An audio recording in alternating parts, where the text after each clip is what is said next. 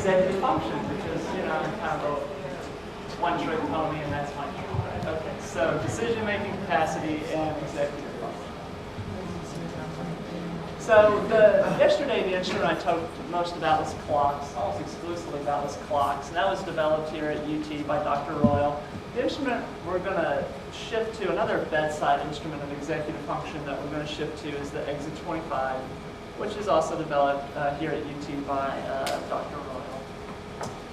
And so by the end of this talk, what I hope you're able to do is describe the criteria to establish decision-making capacity, describe the relationship between executive function and decision-making capacity, and then just describe dilemmas related to executive function, related to Exit 25 performance and decision-making capacity. So if a person doesn't have the capacity that we all want that person to have, I suspect hope is in the far distant future, if at all. This is like my favorite quote by, and he's got a lot of good ones, but this I think is my favorite by our president. So the president is concerned about capacity. Perhaps we should as well. The criteria for decision-making capacity.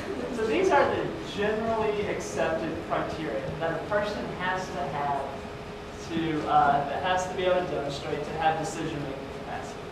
The first criteria is that they have to be able to communicate.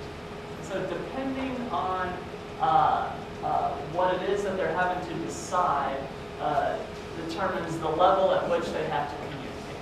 So for example, if someone is consenting to an experimental chemotherapy that may kill them, and they have a relatively benign skin tumor, well, they have to be able to communicate really, really well to have the capacity to consent to that procedure.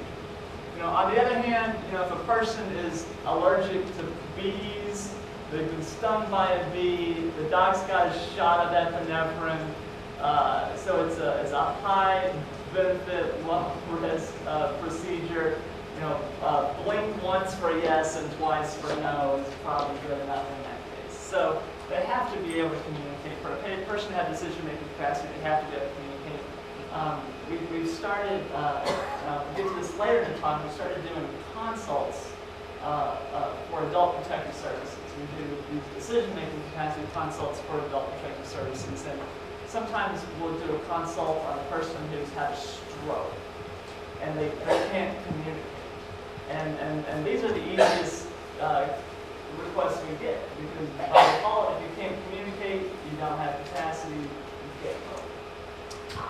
Secondly, they have to have been informed. So it's not fair to measure someone's decision-making capacity if they haven't been informed.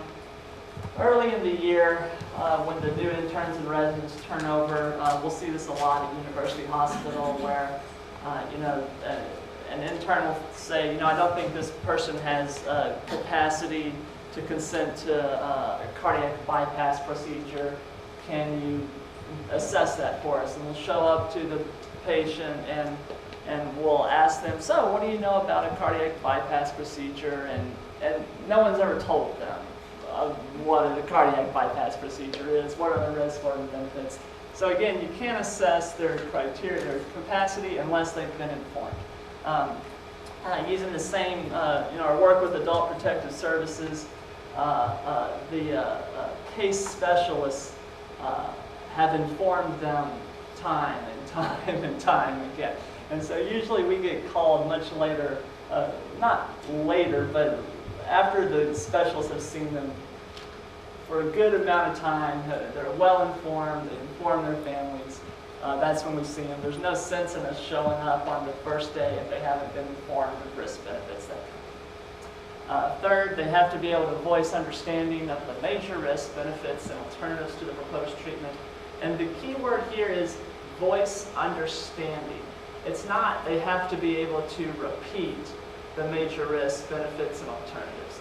So, you can't say, okay, Mr. Jones, the risk of this cardiac bypass procedure is infection, bleeding, and death. okay, sir, what is the risk again? And he says infection, bleeding, and death. That doesn't count. He has to voice understanding of the, in that case, the risks, the benefits, and the alternatives. And then finally, they have to be able to voice a logical reason for their decision. So, you know, if they say, going back to the cardiac bypass procedure, if they can communicate and they voiced understanding of the risks, benefits, and alternatives, and then you say, but sir, you're still refusing this procedure, can you help me understand why that is?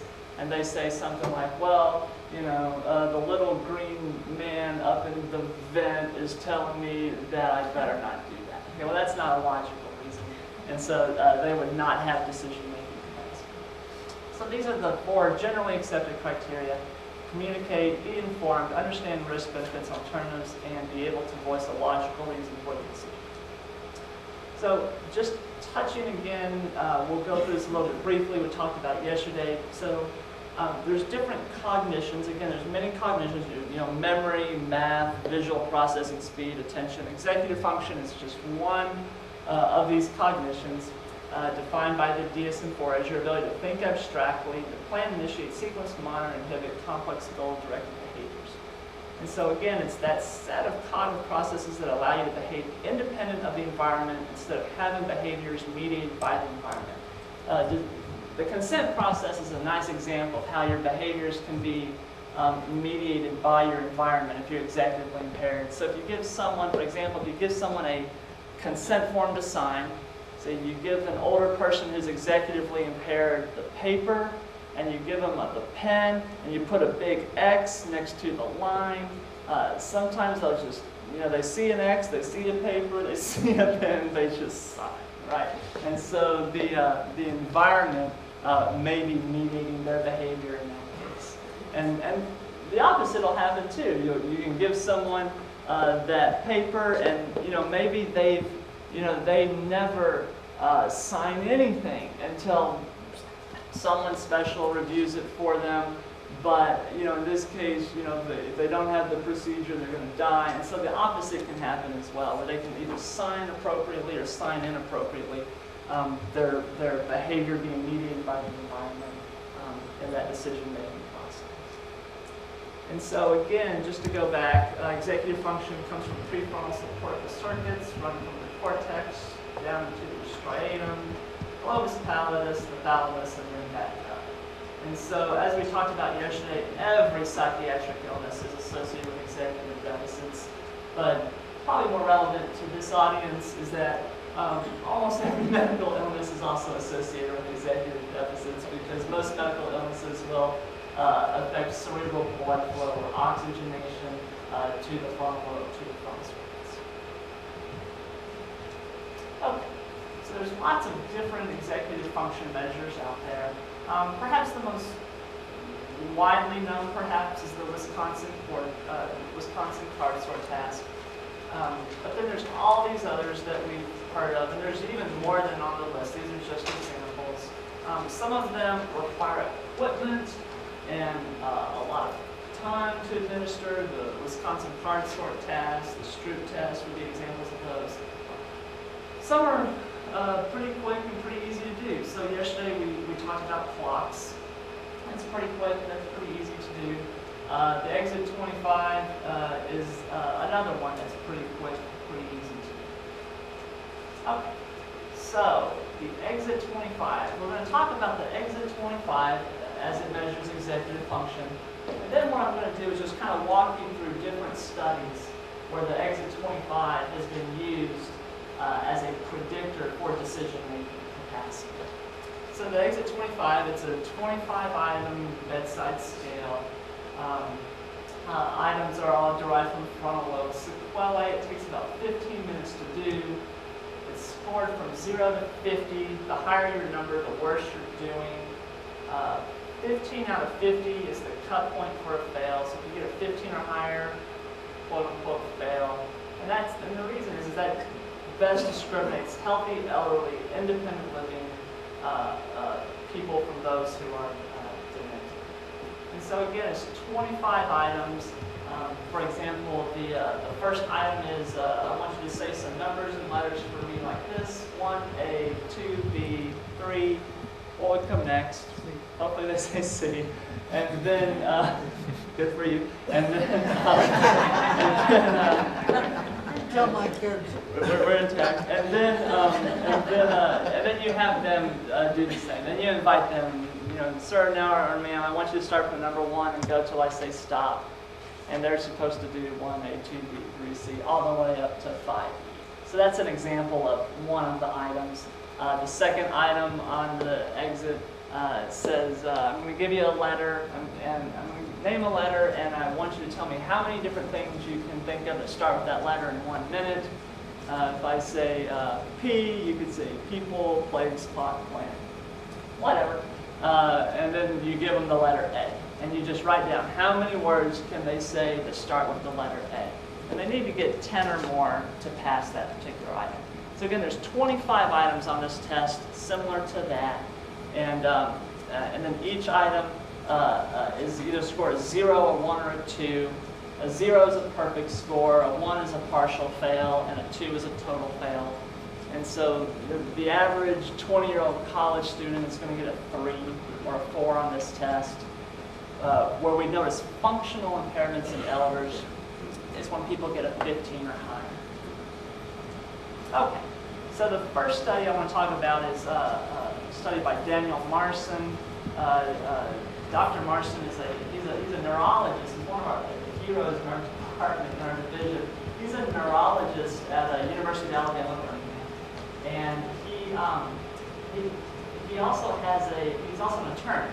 And so he's like the perfect guy to study, to do this research. He's an attorney, he's a neurologist, and so he developed, for his research study, he developed this, what he calls his legal standards model to assess decision-making capacity. And so for Dr. Marson, for the study which we're going to talk about, his first legal standard is that they have to have the capacity to evidence a treatment choice.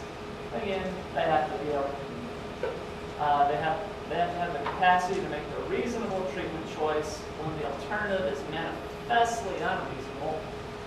They have to have the capacity to appreciate the emotional, cognitive, and personal consequences of a treatment choice, the capacity to provide rational reasons for a treatment choice, and then finally the capacity to understand the treatment situation choices. So voice understanding of risks, benefits, and alternatives.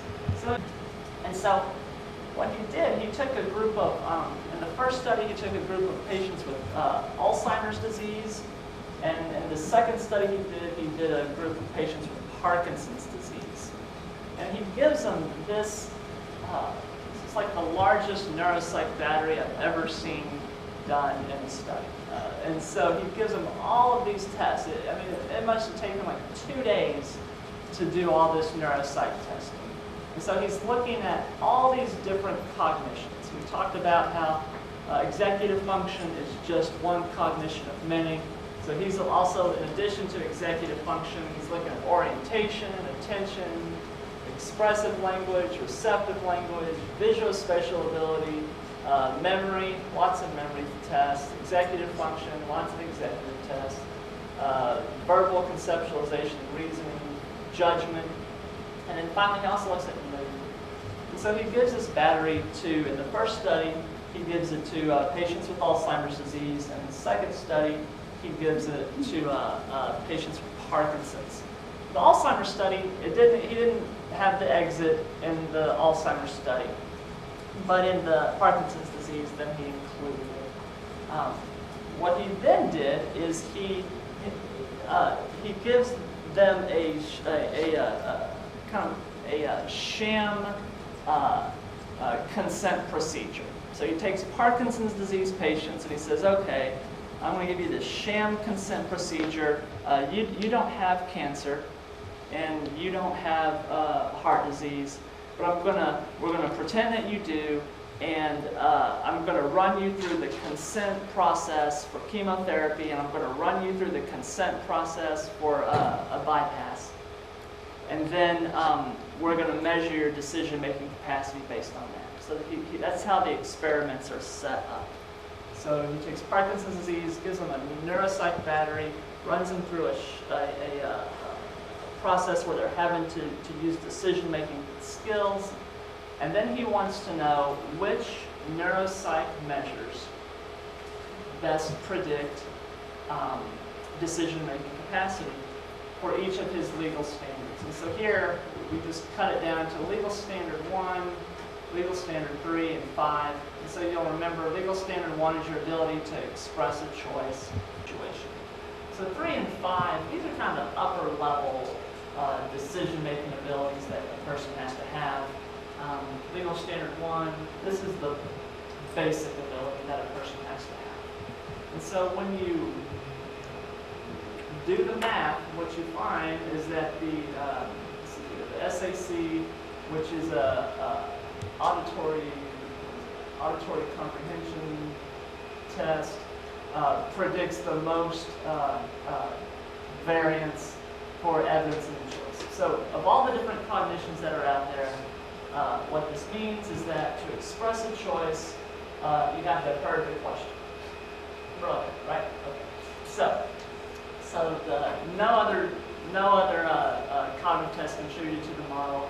The auditory one did.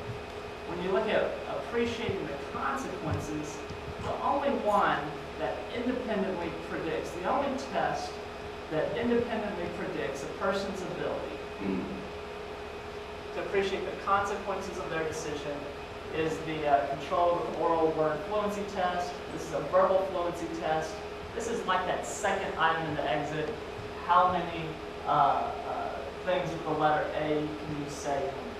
So this executive task, the second item of the exit, this executive task is the only cognitive measure that predicts a person's ability to appreciate the consequences of the decision they're making. So what's important here, the learning point here, is that memory didn't.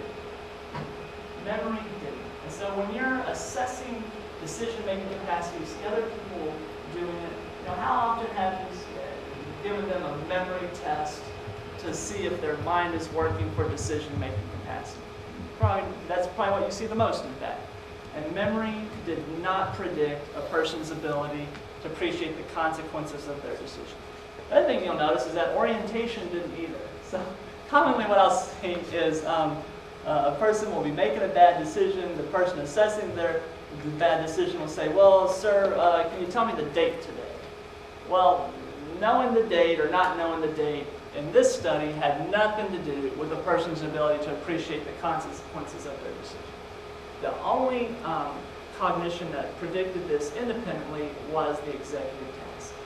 And then similarly, for understanding the treatment situation, another executive task, DRS conceptualization scale, predicted 70% of the variance there. The Boston naming test contributed an additional 11% of the variance. But again, what you'll see is that executive function, in patients with Alzheimer's disease, the executive measures are what predict a person's ability to appreciate the consequences of their decision and understand the treatment situation. Naming did a little bit, but only 11%, much smaller than the 70% predicted by the executive.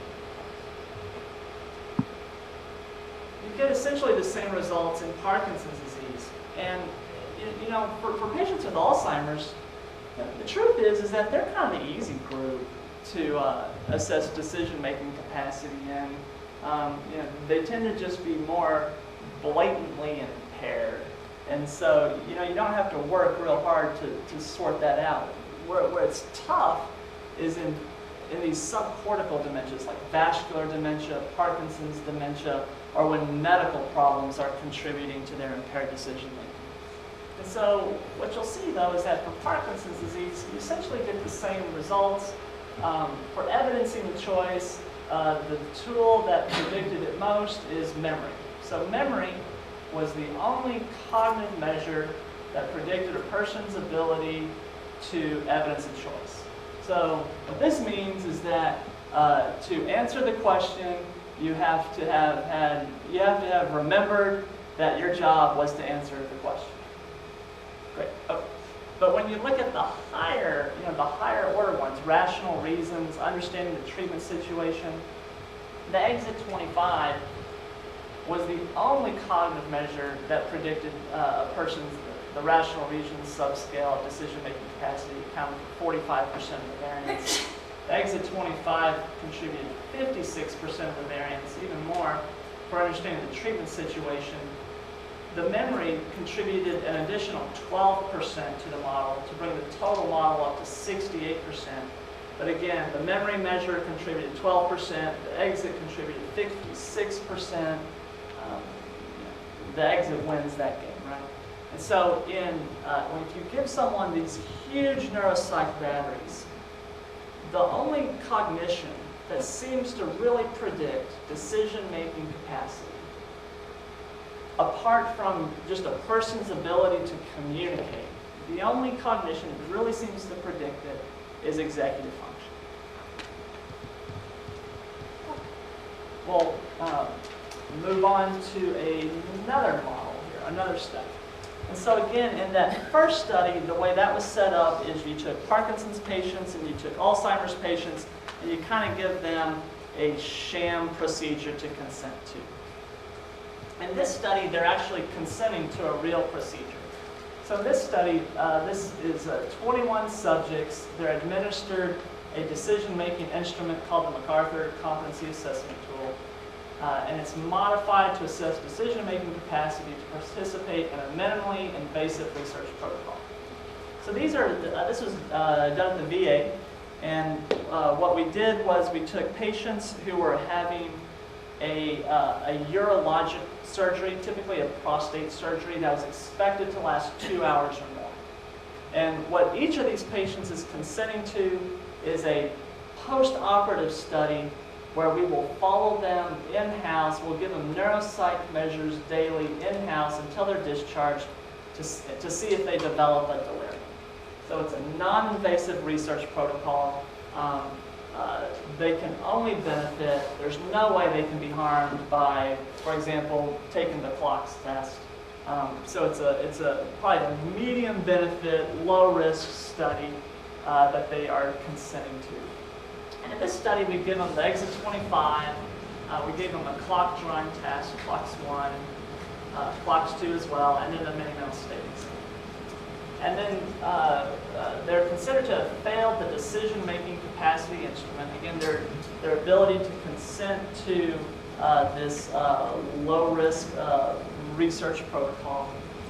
They're considered to have failed the MATCAT if they failed one or more of the following categories: understanding, reasoning, and appreciation of disorder. So our model of decision-making capacity, I want to know, do these instruments here, the exit, the clocks, and the mini-mental, do they predict a person's ability to understand, to reason, and to appreciate the research protocol that we're proposing? And so what we'll see is if you divide the sample up into those who passed the decision-making instrument versus those who failed it, they are about 6 or 7 years older. Education, they're a little less educated, but again, they're not really undereducated. 11.7 years, that's pretty good in San Antonio to have an average education of 11.7 years. Where you start to see the cognitive differences is with the exit 25. The average exit score for those who passed is 11. The average exit score for those who failed is 15.5. Again, the cut point for a fail on the exit, what we know as functional impairments, is a 15. And so the exit 25 was the only cognitive instrument in this small battery that discriminated between those who passed and those who failed the decision-making instrument. And then if you look at correlations, if you look at a correlation model, what you'll see is that age, a person's age, did not significantly correlate with their ability to understand, appreciate, or reason. So, when we do these APS consults and we go out, age is important, but the truth is that age, we can't ever just say because they're 85, they likely don't have decision-making capacity. Age doesn't really correlate in this model or others with a person's ability to consent. So anyways, age, understanding, reasoning, and appreciation didn't correlate. Education did a little bit. It correlated 0.6 and 0.7. For the cognitive instruments, which is really what we're interested in, what we see is that the mini-mental correlated 0.45 and 0.54 with understanding and reasoning respectively. So the mini-mental did correlate, but the exit 25 is the only variable out of age, education, exit, clocks 1, clocks 2, and mini-mental. The exit 25 is the only instrument that correlated with each domain of decision-making capacity. 0.6 with understanding, 0.4 with appreciation, and 0.5 with reason. So only the exit correlated with each capacity domain. If you take the data and you look at specifically mini-mental performance, this is the problem with using the mini-mental state exam in decision-making capacity assessments, is that you often get data that looks like this, where the standard cut point for the mini-mental is at 24, so if they get below the line, they're failing. But the problem is while there may or may not be a statistical difference, and usually, when these are very well-powered studies, you will get a statistical difference between the mini-mental and the decision-making, in the group able to make decisions versus those not able to make decisions. While you may get a statistical difference in mini-mental performance, it's not clinically meaningful. So in this case, the mini-mental of those who passed the decision-making was about a 28, and of those who failed it, it's about a 26. And if you do this enough, if you power this study enough, if you get 100 people in this study, that will eventually separate and it'll be statistically different. But it's not clinically useful, right? You can't really say, well, if this person's mini-mental is a 26, because we wouldn't normally think of a 26 as being a bad mini-mental score, right? And this is in contrast to what we see with the exit. So again, the cut point for the exit is a 15. 15 and higher is a fail. And with the exit, we always see these clear distributions, these clear differences between the passing and the failing group. And in fact, we did in this study.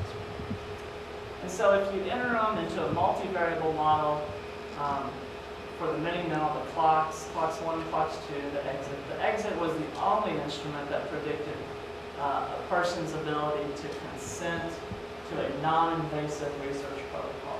Between the exit, the clocks, and the mini-mental, the exit was the only instrument to enter the model to predict decision-making capacity. Another clinical scenario we're often faced with is, people will come to our clinic and they'll say, we're not sure that our loved one is taking their medications correctly. And do you think they're able to take their medications correctly? And so what would be nice is if there's something out there that can help us learn, does a person, do they have the capacity to take their medications correctly? A lot of this work has been done in patients with HIV. And so in HIV, this is an illness where if you mess up your prescriptions, you can just wipe out the whole protocol and you have to do something else, and eventually you have to, you run out of medication options. And so a lot of decision making, when you're looking at a person's ability to manage medications, it's done in these complicated HIV medication regimens. What I like about this study is that they just want to know who can use an inhaler. What elder can be taught how to use just a standard meter-dosed albuterol inhaler. And so what they did, they took 30 inhaler-naive elders and they scored their ability to learn how to use an inhaler for COPD. And I love medicine because there's like a scale for everything, right? And so here's the scale for can you use an inhaler. And so a 10 would be that you have perfect technique. You'll get a 6 if actuates late, but well before inspiration, that gets you a 6. poor inspiratory effort with late actuation would be a 4. Little idea how to use an inhaler is a 1, right? So the higher your score, the better you can use an inhaler. And so then they give them a neuropsych, they give them the exit and they give them the mini-mental, and they say, do their performance on either of these instruments tell us which elder can be taught how to use a simple albuterol inhaler? And what you'll see is that on when you're looking at meter dosed inhaler ability versus the mini-mental, for day 1 and day 2, they both correlate significantly. 0.48 for the on day 1, the first day that the assessment is, and when they repeat the assessment on day 2, it correlates a little better, 0.54. For the exit, it correlates higher than the mini-mental, 0.66 on day 1 and 0.7 on day 2. In clinic situations, though, a lot of times, we don't think in terms of correlation, where these are continuous variables, on a line. We tend to think dichotomously. If they pass the mini-mental, does that mean they can use an inhaler? If they fail the exit, does that mean they can't? We tend to think more black and white in clinical situations.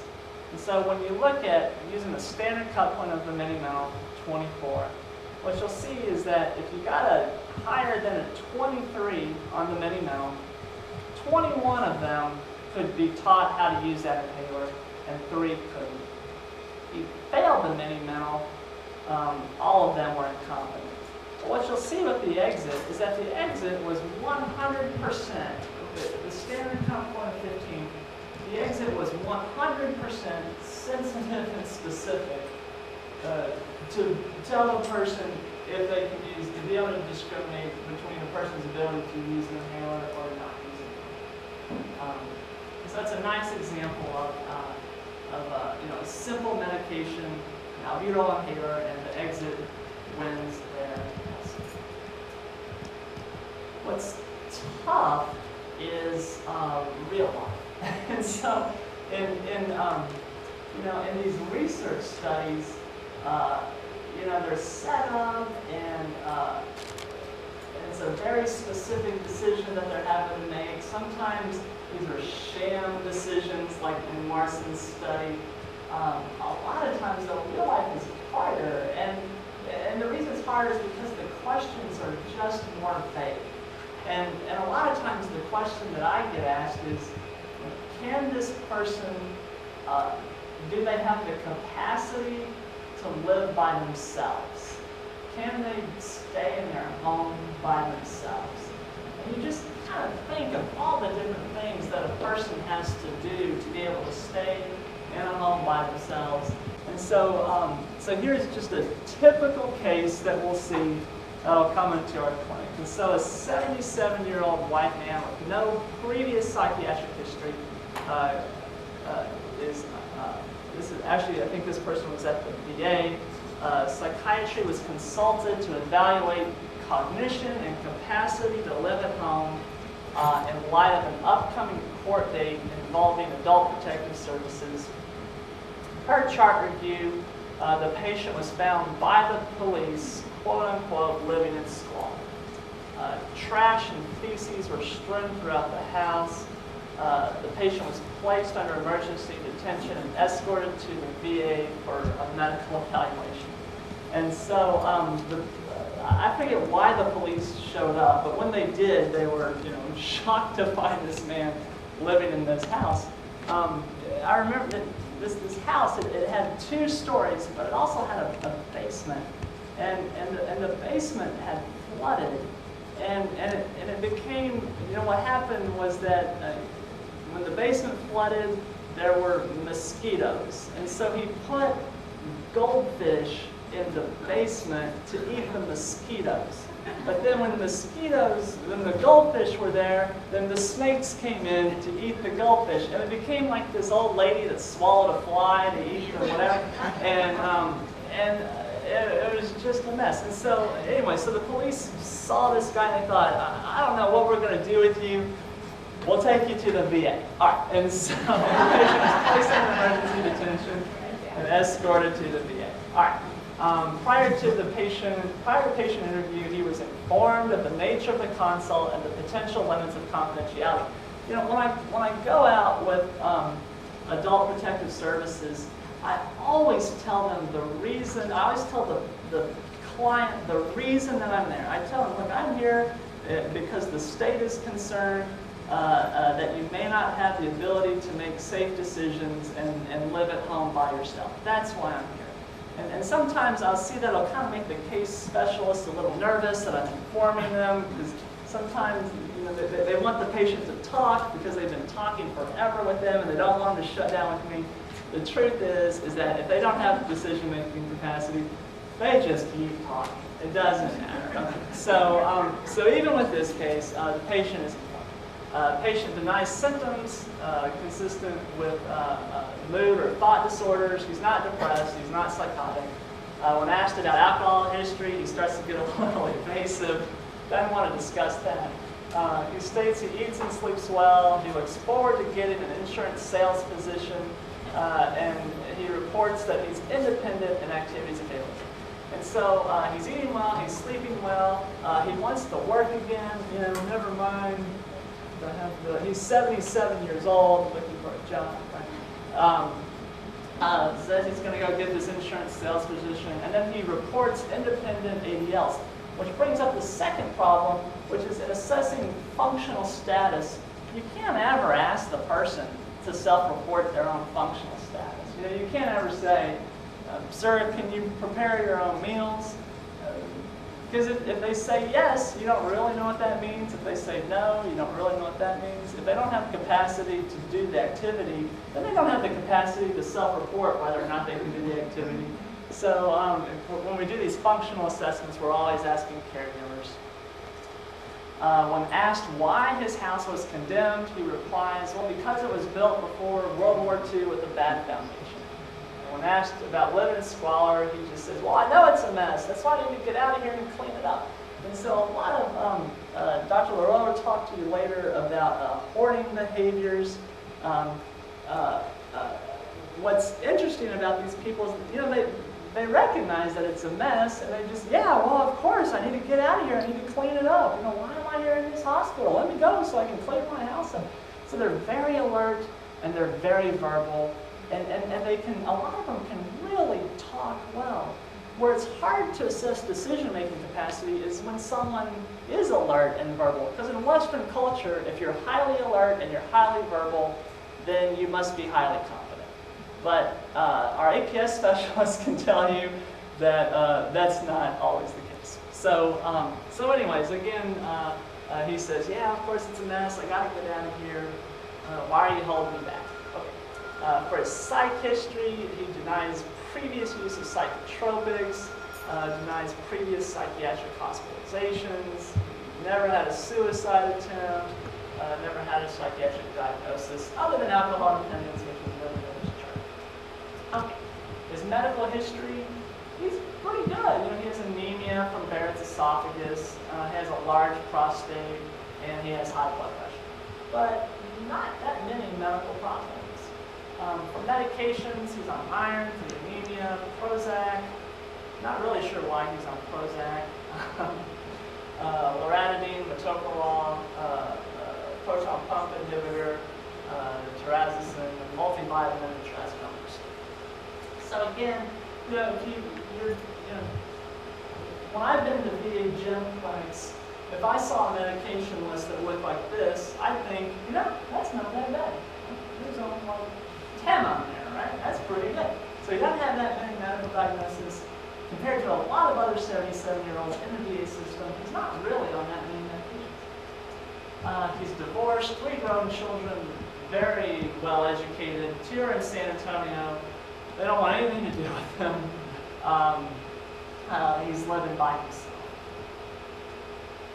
On his mental status exam, he's a little disheveled, but he looks his stated age. He's easy to engage, doesn't want to talk about alcohol, and there's nothing at all wrong with his speech. So again, he's highly alert, he's highly verbal, he's not depressed, his mood's euphonic. On his sensorium, he's not delirious. There's no fluctuation of consciousness. He attends throughout the entire interview.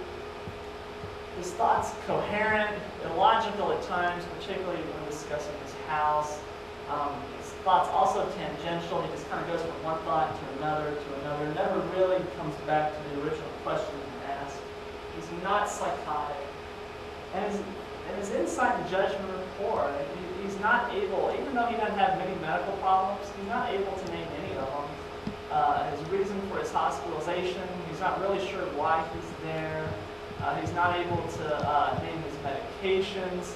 And in fact, he gave me I said, what medications do you take? And he reached for a hospital menu and he said, here, I take these. Here. It's like, eggs, bacon, sirloin steak.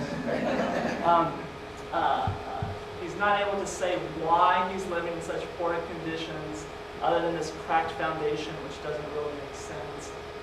He believes that when he's discharged, he's going to work as an insurance salesman or perhaps start a business as a lender. I thought about borrowing some money from him. Anyways, okay, all right, so neuropsychiatric testing.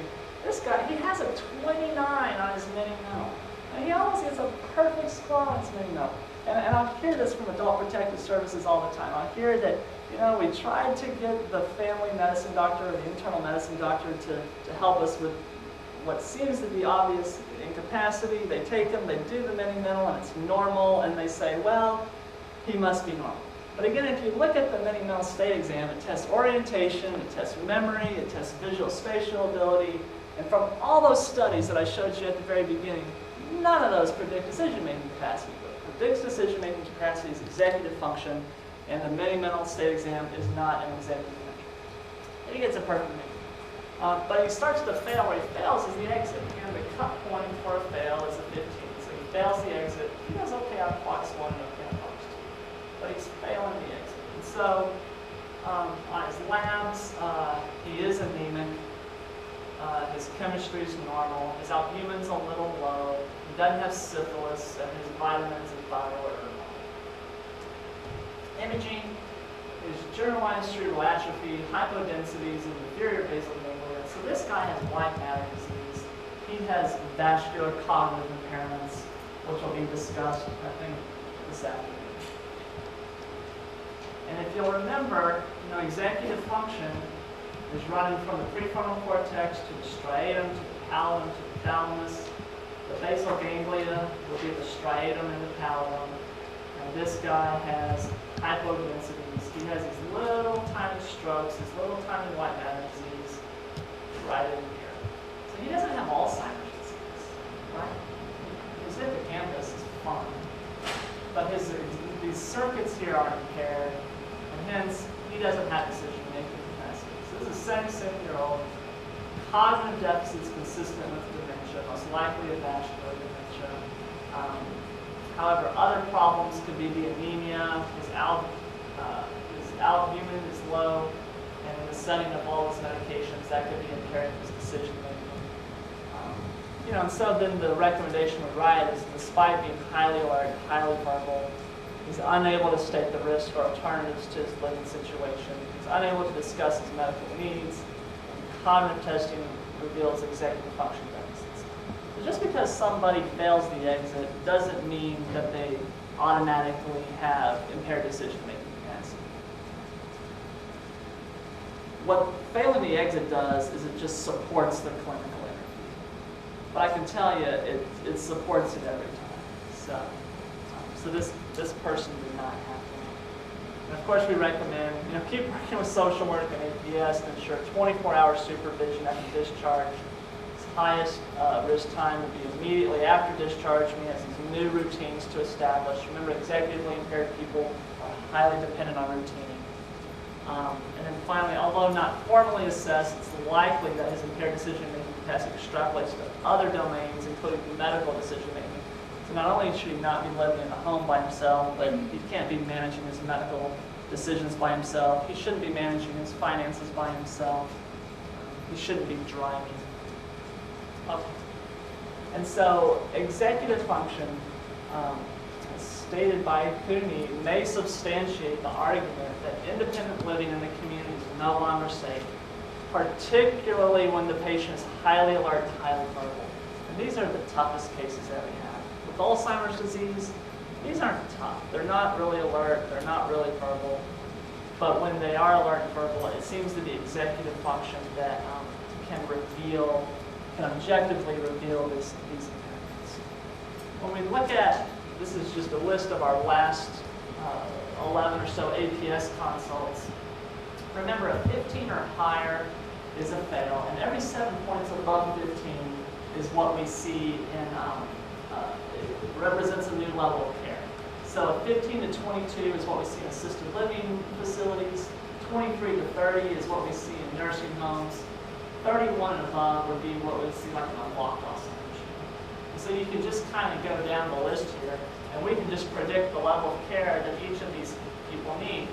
So we can say, well, nursing home, locked Alzheimer's unit, nursing home, nursing home, nursing home, locked Alzheimer's unit, locked Alzheimer's unit, probably independent living, locked Alzheimer's unit, nursing home, and locked Alzheimer's. So these are just our last 11 APS consults in a row. If you look at them, just kind of see what percentage are failing the cut points. 91% failed the exit. One of these did have decision-making capacity. She just had a severe personality disorder, which APS was glad to scratch her off their list of people they wanted to see. So we're still able to help. Okay, so you can see that almost all of them, 91% failed the exit, 90% failed box line. Only 60% had visuospatial impairment, 73% failed in mental, and they're not depressed. It's not that they lack capacity because they're depressed. Only 27% had clinically significant signs of depression. The dilemma here is that the prevalence of executive function impairment is measured by the exit is high, and how much impaired decision making can society bear. So, for example, you look at elders presenting to an academic geriatric psychiatry clinic. This is my clinic. 63% of my patients failed the exit. 38% of healthy elderly retirees out of the Air Force villages failed the exit. 62% of patients hospitalized on medical and surgical inpatient units who are referred for psychiatry failed the exit. 42% of consecutively admitted medical inpatients failed the exit. 28% of elders with cancer referred for radiotherapy failed the exit. These are high numbers, right? And so this is the dilemma. So future directions, is the exit sensitive to an underlying capacity construct? And we know that 15 is what predicts functional status. There might be a better cut point for decision-making capacity for the exit. And finally, does improving executive function improve decision-making capacity? And if it does, how do we improve executive function? So these are our future directions. Questions? Yeah. Do you have a copy of the exit I don't have one on me, no. You'll have to address that question to our next presenter, Dr. Royal.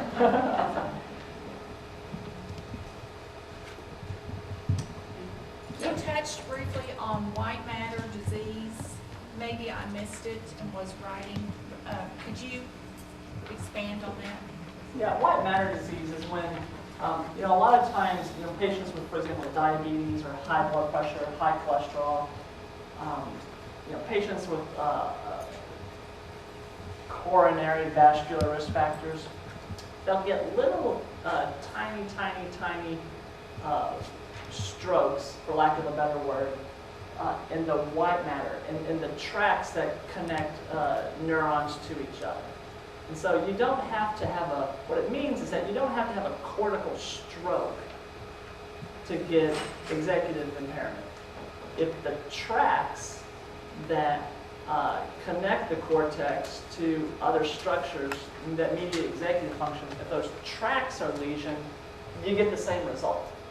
So you don't need, so a lot of times for vascular dementia, for example, a lot of times we don't see the classic stroke. We don't see the person who comes into our office who, lost, muscle tone and sensation on, half the side of their body and they can't talk anymore. We don't see these classic stroke presentations. More often what we see is people with all these vascular risk factors who on MRI have little tiny strokes in the deeper parts of their frontal lobe, and it causes the same cognitive impairment. And because it causes the same cognitive impairment, it causes the same behavioral